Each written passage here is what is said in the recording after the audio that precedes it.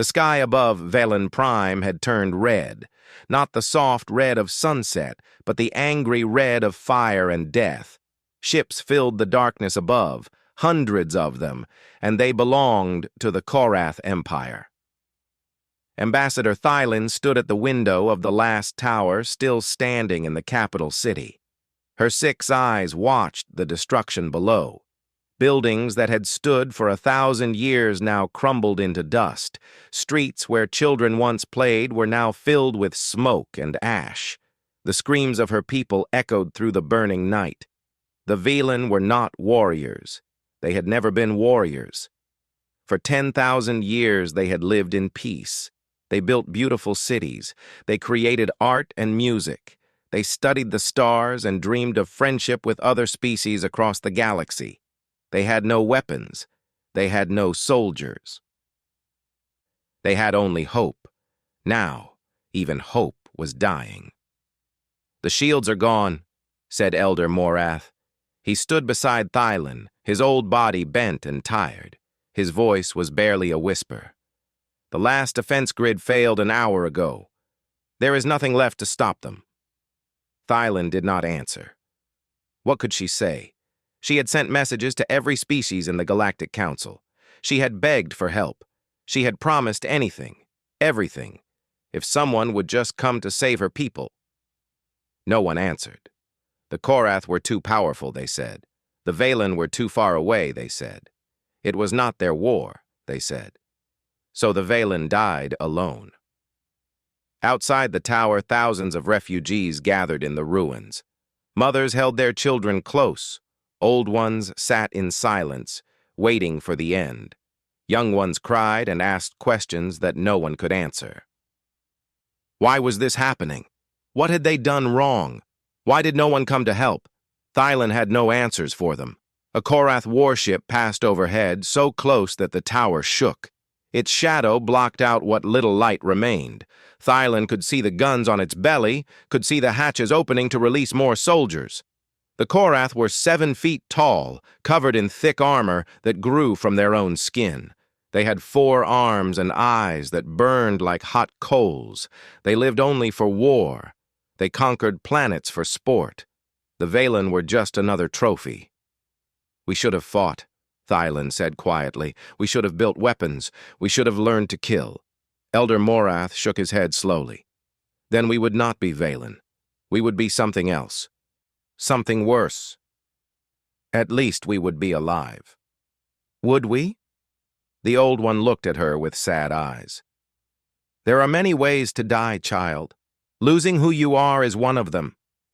Thylin wanted to argue, but she knew he was right. The Velen had chosen peace a long time ago. They had believed that kindness was stronger than cruelty, that love was more powerful than hate, that the universe would reward those who refused to harm others. They had been wrong. A soldier burst through the door, his blue skin pale with fear. "Ambassador, the Korath are landing troops at the eastern gate. They will be here within the hour. We must evacuate the survivors deeper into the tunnels." "The tunnels will not save us," Thylin replied. "They will just make our death slower." "Then what do we do?" She had no answer.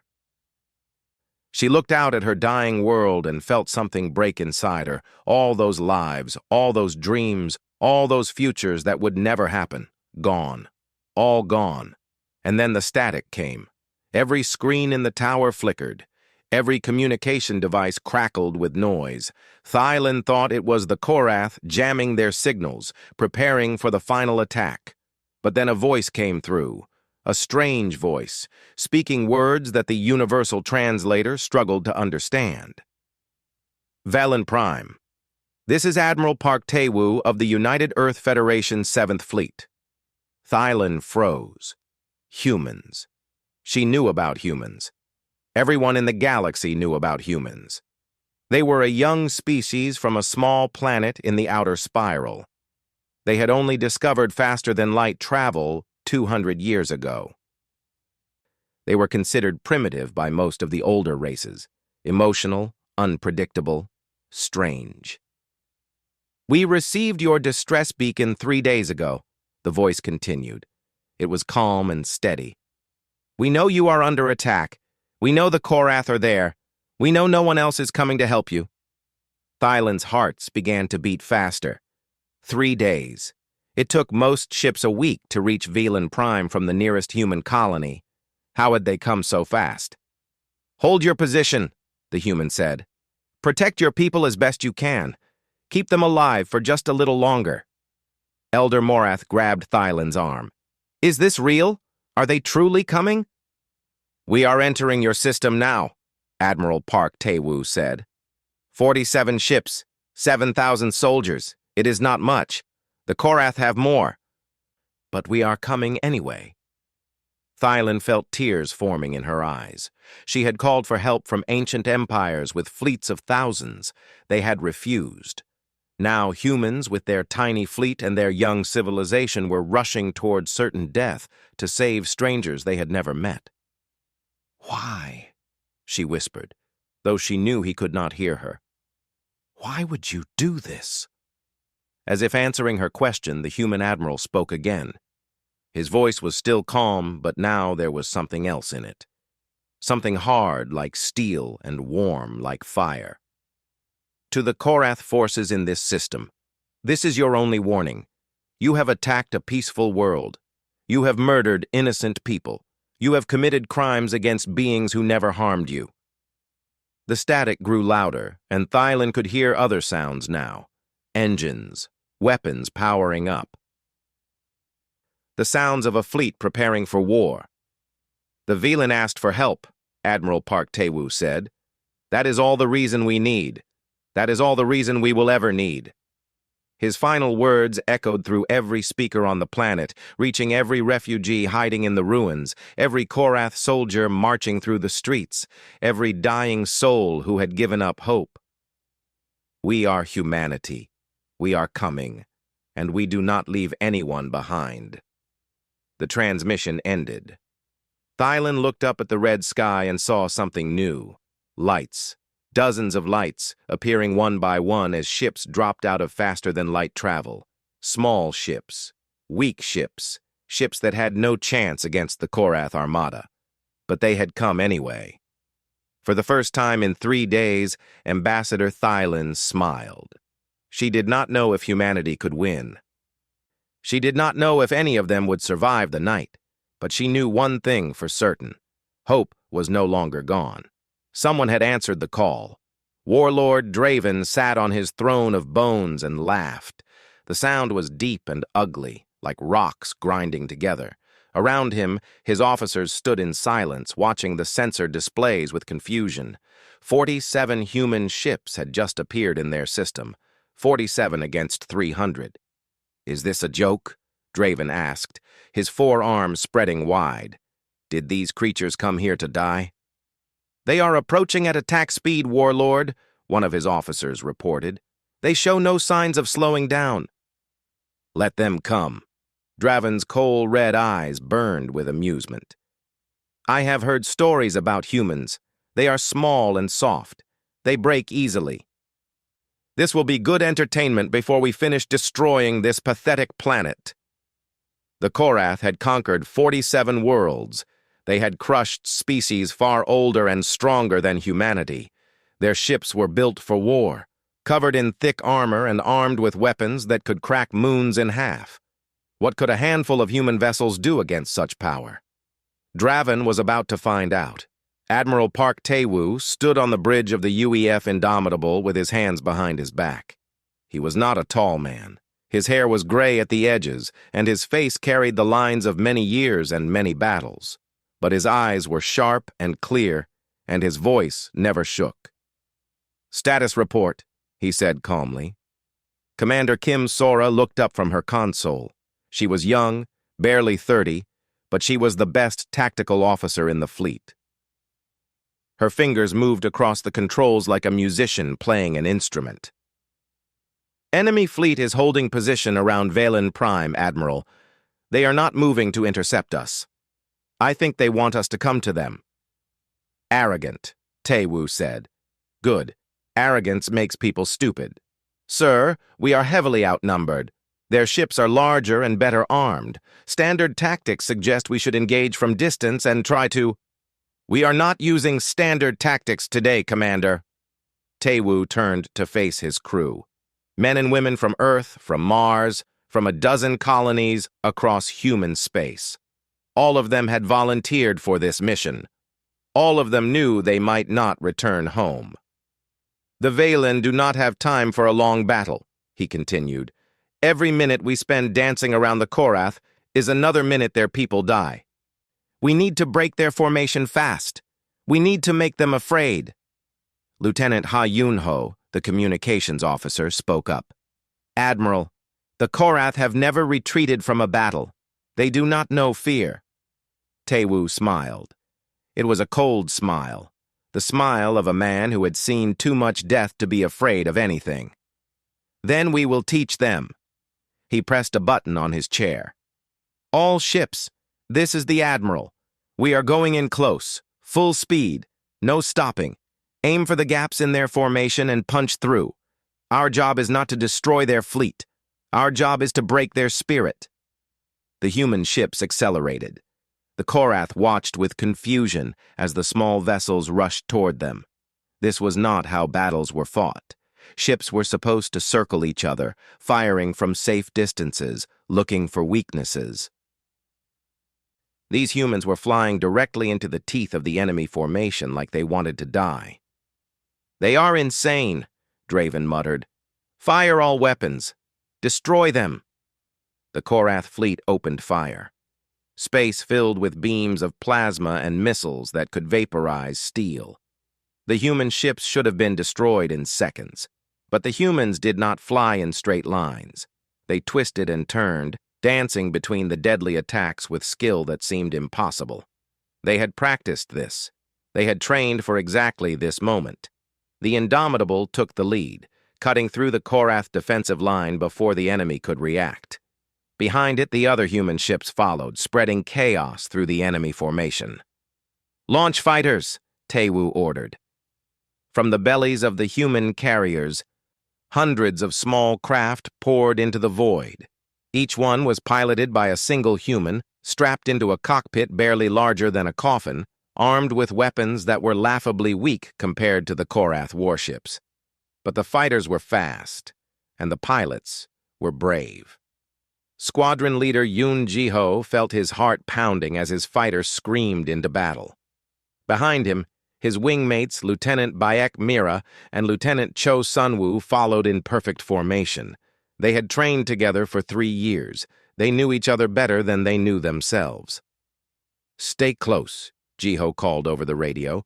Watch each other's backs, and remember why we are here. He looked down through his cockpit window at Valen Prime. Even from space, he could see the fires burning across the surface. He could see the Korath ships dropping bombs on cities full of innocent people. His jaw tightened with anger. Let's go hunting, he said. The fighters dove into the battle like a swarm of angry bees. They were too small for the big Korath guns to track. They slipped between the enemy ships, firing at weak points, destroying sensors and weapon systems. They could not kill the warships alone, but they could blind them. They could hurt them. Mira's voice crackled over the radio. Enemy fighter squadron coming from the left, 30 of them. I see them, Ji-ho replied. Sunwoo, take the high position. Mira, go low. I will draw their attention. It was a dangerous plan. Ji-ho was making himself a target, but that was what leaders did. They put themselves in danger so others could strike from safety. The Korath fighters were bigger and more heavily armed, but they flew in rigid formations, following orders without thinking. The humans were different. They adapted. They improvised. They fought with creativity and courage. Ji-ho twisted his fighter through a series of impossible turns, lasers flashing past his cockpit. 2 Korath fighters followed him, so focused on the kill that they did not see Sunwoo dropping from above. 2 shots, 2 explosions. The enemy fighters became clouds of burning metal. Good work, Ji-ho said. Keep moving. There are more coming. Back on the Indomitable, Admiral Taewoo watched the battle unfold on the main screen. They were taking losses. He could see human ships exploding, could see the names of good men and women disappearing from the roster. Each death was a knife in his heart. But they were winning. The Korath formation was breaking apart.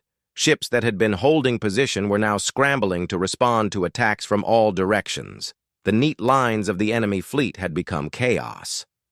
"Admiral," Commander Kim Sora reported, "the Korath flagship is moving. It is trying to restore order to their formation." Taewoo nodded. "Then we know our next target. All ships, focus on the flagship. Cut the head off the snake." The human fleet turned as one, driving toward the massive Korath command vessel where Warlord Draven sat on his throne of bones. He was not laughing anymore. The dropships fell from the sky like burning stars. Major Lihana gripped the handle above her seat as the small craft shook violently. Outside the tiny windows, fire streamed past as they tore through the atmosphere of Valen Prime. Around her, 50 soldiers sat in silence, their weapons ready, their faces hard. 30 seconds to landing," the pilot announced over the speakers. Hana looked at her troops, men and women from different countries, different backgrounds, different lives. But today they were all the same. Today they were soldiers of Earth, flying into hell to save people they had never met. Beside her sat Sergeant No Do-hyun. He was older than most of the squad, with a thick scar running down his cheek from a battle 10 years ago. He had fought in 6 campaigns and survived wounds that should have killed him 3 times. When younger soldiers asked him why he kept fighting, he always gave the same answer. "Because someone has to." "Major," Do-hyun said quietly, "what is our mission exactly?" Hana checked her rifle one more time. "There is a refugee camp near the capital. 50,000 civilians, mostly women and children. The Korath are advancing toward it. We need to establish a defensive line and hold until the fleet can break the enemy in orbit." "How long?" "As long as it takes." The dropship hit the ground hard. The doors flew open, and Hana was running before her boots touched Valen soil. The air smelled like smoke and blood. In the distance, she could hear explosions and screams. "Move!" she shouted. "Everyone to the perimeter!" Her soldiers spread out across the ruined streets, setting up barriers and weapon positions. They worked fast, faster than any army in the galaxy. Humans were not the strongest species. They were not the smartest or the most advanced, but they were adaptable. They could think on their feet. They could turn chaos into order in minutes. The refugee camp was a collection of broken buildings and torn tents. Thousands of Valen huddled together, watching the human soldiers with a mix of fear and confusion. They had never seen creatures like this before. Small, pink-skinned beings wearing heavy armor and carrying weapons that looked too big for their bodies. A young Valen child approached one of the soldiers, Private Kang Eunbi. Eunbi was barely 20 years old, the youngest in the squad. She had joined the military because she wanted to help people. She wanted to make a difference. The child said something in its own language, words that Eunbi's translator could not understand, but the meaning was clear in the child's eyes. "Are you here to save us?" Eunbi knelt down and removed her helmet. She smiled at the child, a warm and gentle smile. "It is okay," she said softly. "We are friends. We are here to protect you." The child did not understand the words, but it understood the smile. It reached out and touched Eunbi's face, feeling the strange, smooth skin of the human. Then it ran back to its mother, talking excitedly. Hana watched the exchange from across the camp. For a moment, her hard expression softened. This was why they were here. Not for glory, not for territory, not for resources. They were here for that child, for all the children, for everyone who could not fight for themselves. Then her radio crackled. "Major, Korath forces approaching from the east. 200 soldiers. They will reach our position in 10 minutes. Hana's expression hardened again. "Everyone to defensive positions. We hold here." No one gets through. Ambassador Thylan found Hana near the eastern barrier. The human woman was checking her weapon, making sure every part was working perfectly. Thylan had seen many species in her long life, but she had never seen anything like this. "You came," Thylan said. "Your people actually came." Hana looked up. "You called for help. That is all the reason we need." "But why?" Thylan's 6 eyes were filled with confusion. "We have nothing to offer you. We cannot pay you. We cannot give you technology or resources. We are not your allies. We are strangers." Hana finished checking her weapon and stood up. She was shorter than Thylan, smaller in every way. But there was something in her eyes that made her seem larger than any warrior Thylan had ever seen. "I am going to tell you something about humans," Hana said. "We are not the oldest species in the galaxy. We are not the wisest. We are not the strongest. But we have one thing that most species do not have." "What is that?" "We remember what it feels like to be weak." Thylan did not understand. Hana continued. "A long time ago, on our home planet, we were prey. We were hunted by creatures bigger and faster and stronger than us. We survived because we learned to work together. We learned to protect each other. The strong protected the weak. The many protected the few. That is who we are. That is what makes us human." In the distance, the ground began to shake. The Korath were coming. "I cannot promise we will win," Hana said. "I cannot promise we will survive. But I can promise you this. We will fight. We will fight until our last breath. And we will not let them take your people while we still stand." She put on her helmet and raised her weapon. Around her, her soldiers did the same. 50 humans against 200 Korath warriors. The Korath appeared at the end of the street. They were massive, 7 feet tall, with armor that grew from their own skin and weapons that glowed with deadly energy.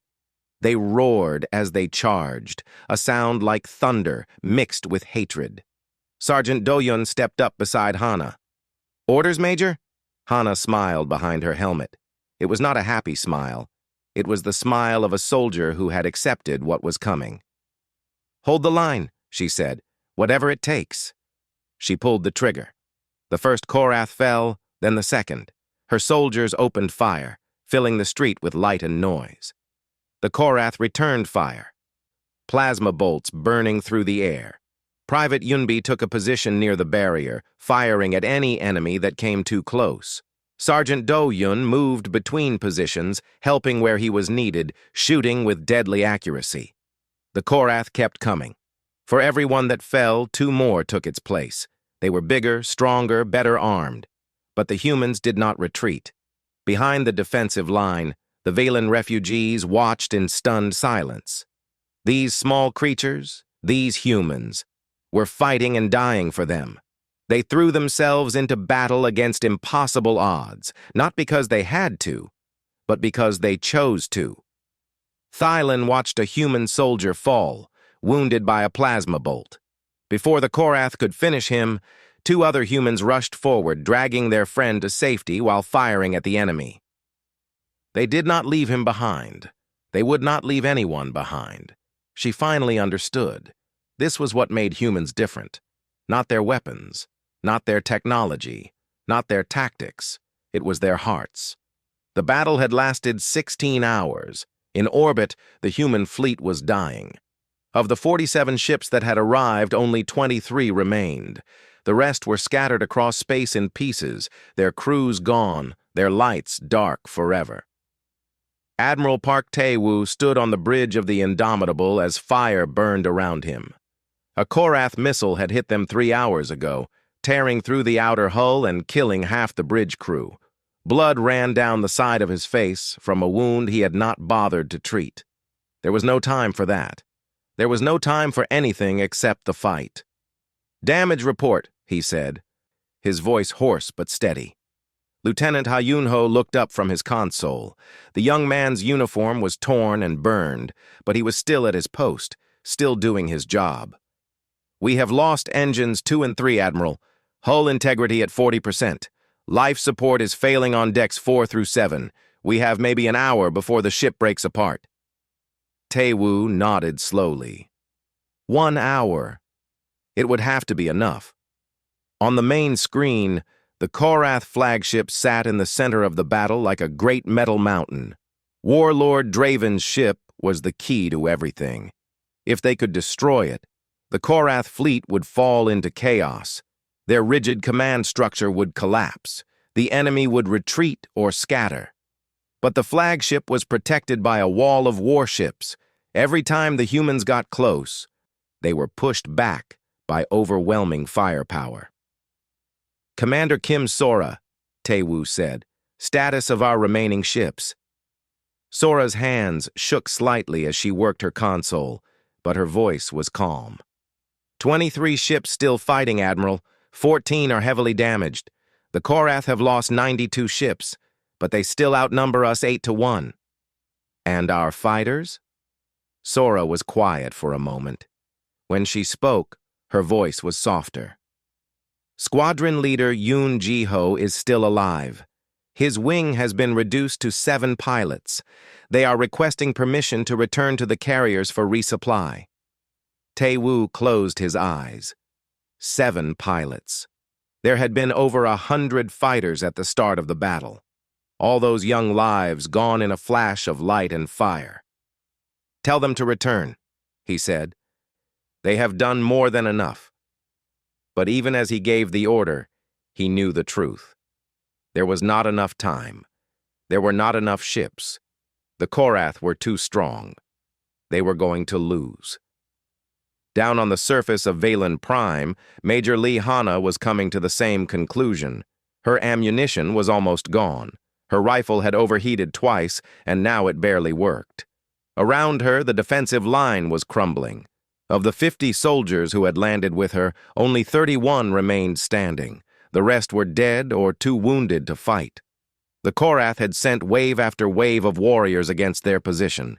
Each wave was pushed back, but each wave took more human lives. The ground was covered with bodies, both alien and human, and the air smelled like burning metal and death. Sergeant No Do-yun crouched beside her, reloading his weapon with hands that trembled from exhaustion. He had been fighting for 16 hours without rest. They all had. Major, he said quietly, they are preparing another attack. Bigger this time. At least 300 of them. Hana looked at her remaining soldiers. They were tired. They were hurt. Some of them were barely standing, but none of them had run. None of them had given up. Then we fight 300, she said. Hana. Do-yun used her first name, something he never did in combat. His voice was gentle. We cannot win this. You know that. I know. Then why do we keep fighting? She turned to look at the refugee camp behind them. Thousands of Valen huddled in fear, waiting to see if they would live or die. Children who would never grow up. Families who would never see another sunrise. Because every minute we fight is another minute they survive, Hana said. Because maybe, somewhere up there, the Admiral will find a way to win. Because that is what we do. We hold the line until there is no line left to hold. Do-hyun nodded slowly. Then he smiled, a tired smile full of pain and pride. It has been an honor, Major. The honor is mine, Sergeant, the Korath charged. 300 warriors roaring with bloodlust, their weapons blazing. Hana and her soldiers opened fire, cutting down the first wave, then the second. But there were too many. The defensive line began to break. A Korath warrior broke through, swinging a massive blade toward a group of wounded soldiers. Sergeant Do-hyun threw himself in front of the attack, taking the blade in his chest. He did not scream. He simply raised his weapon and fired, killing the Korath before falling to the ground. Hana screamed his name, but there was no time to mourn. More enemies were coming. Private Kang Yunbi held her position at the eastern barrier, alone now, her squad mates dead around her. She had run out of ammunition for her rifle, so she had picked up weapons from the fallen. Korath weapons, human weapons, anything she could fire. The enemy came for her again and again. She killed them again and again. For 40 minutes, she held that barrier by herself. One young woman against an army. When reinforcements finally arrived from another position, they found her still standing, surrounded by the bodies of 17 Korath warriors. She was crying, but she had not run. In orbit, Admiral Tae-woo watched his fleet dying and made a decision. "All ships," he said over the communication channel. "This is the Admiral. I am ordering a final assault on the Korath flagship. Every ship that can still fight, follow me.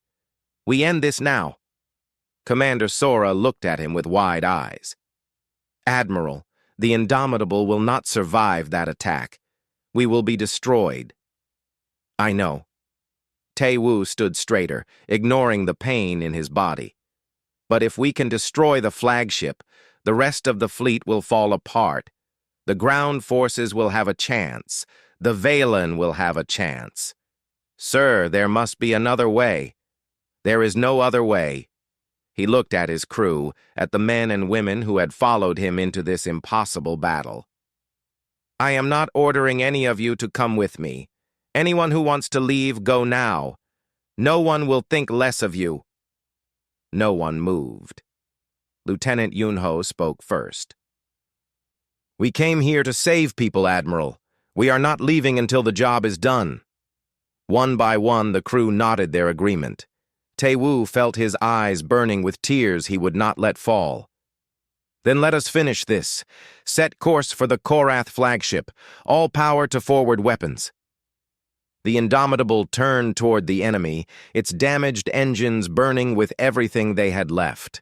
Behind it, the surviving human ships followed, 19 vessels against 300. But they were not fighting for victory anymore. They were fighting for hope. Warlord Draven stood on the bridge of his flagship and watched the human ships approaching. They were broken, burning, barely able to fly. Any sane enemy would have retreated hours ago. Any smart enemy would have accepted defeat. But these humans kept coming. "Destroy them," Draven ordered, but his voice had lost its confidence. Something cold had settled in his chest, something he had not felt in 300 years of conquest. Fear. The human flagship, the Indomitable, led the charge. It was a wreck of twisted metal and fire, held together by nothing but willpower and desperate hope. But its weapons were still firing, still hitting their targets with terrible accuracy. Admiral Park Tae-woo stood at the center of his ruined bridge. Blood covered half his face. His left arm hung useless at his side, broken by falling debris. Around him, his crew worked their stations even as the ship fell apart around them. "Distance to target," he said calmly. 2,000 kilometers, Commander Kim Sora replied. Her console was sparking, and she had burns on her hands, but her voice was steady.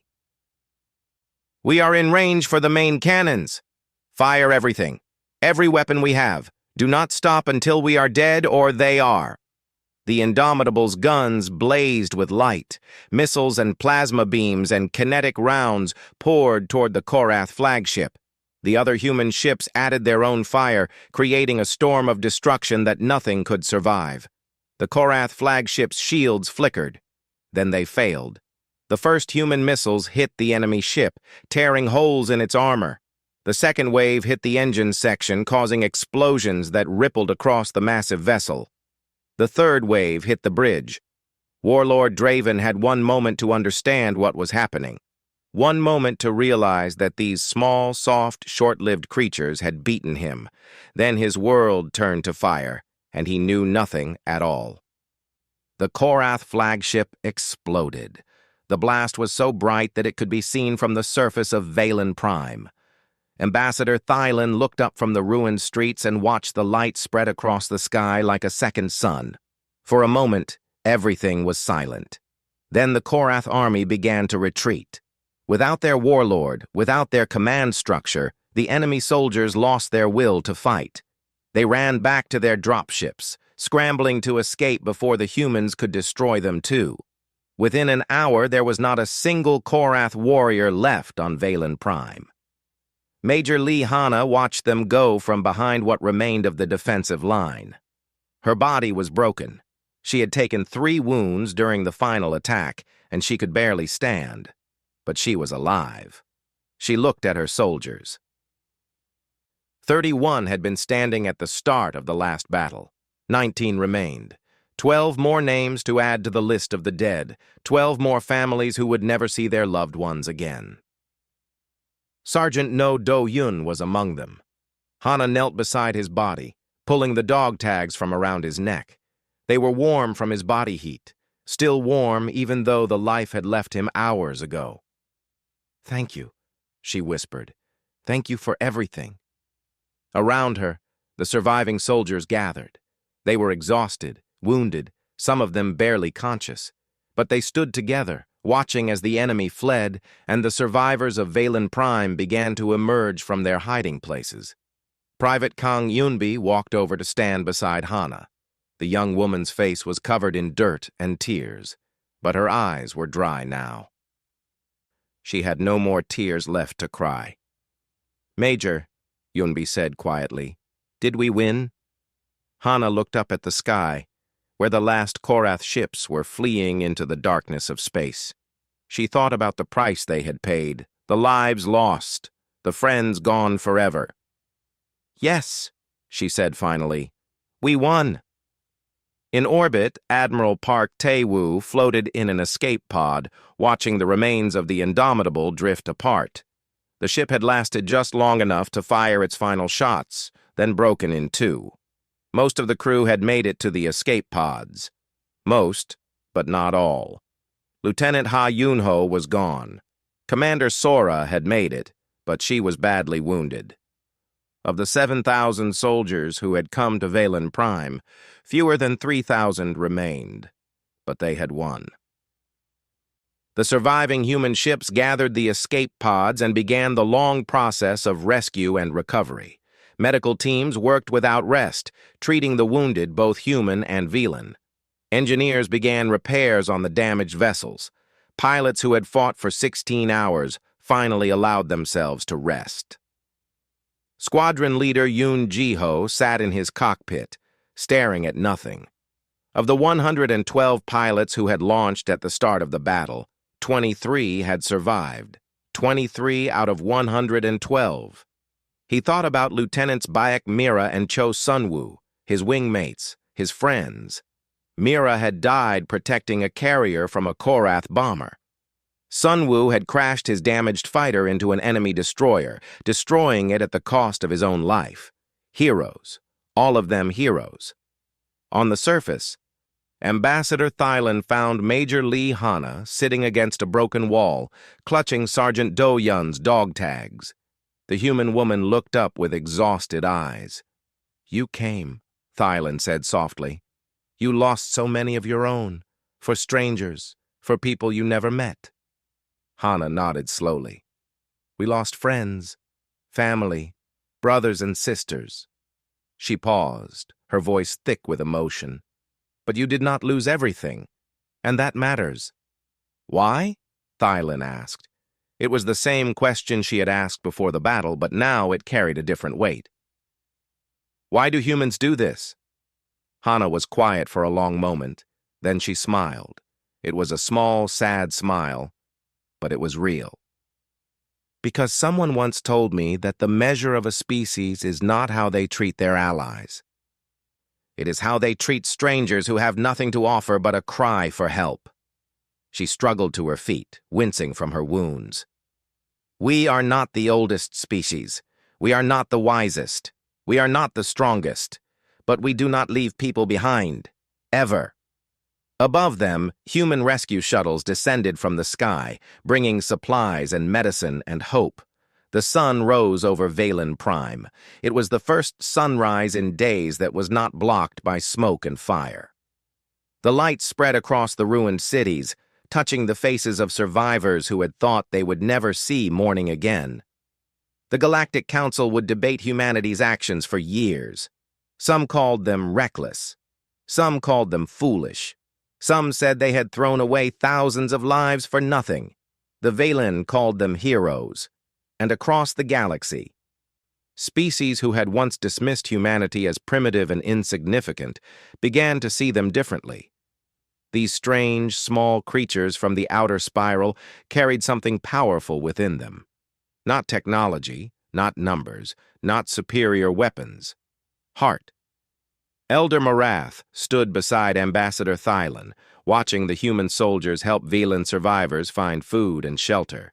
He had lived for 500 years and seen many things, but he had never seen anything like this. "They are remarkable," he said quietly. Thylon nodded. "They are human."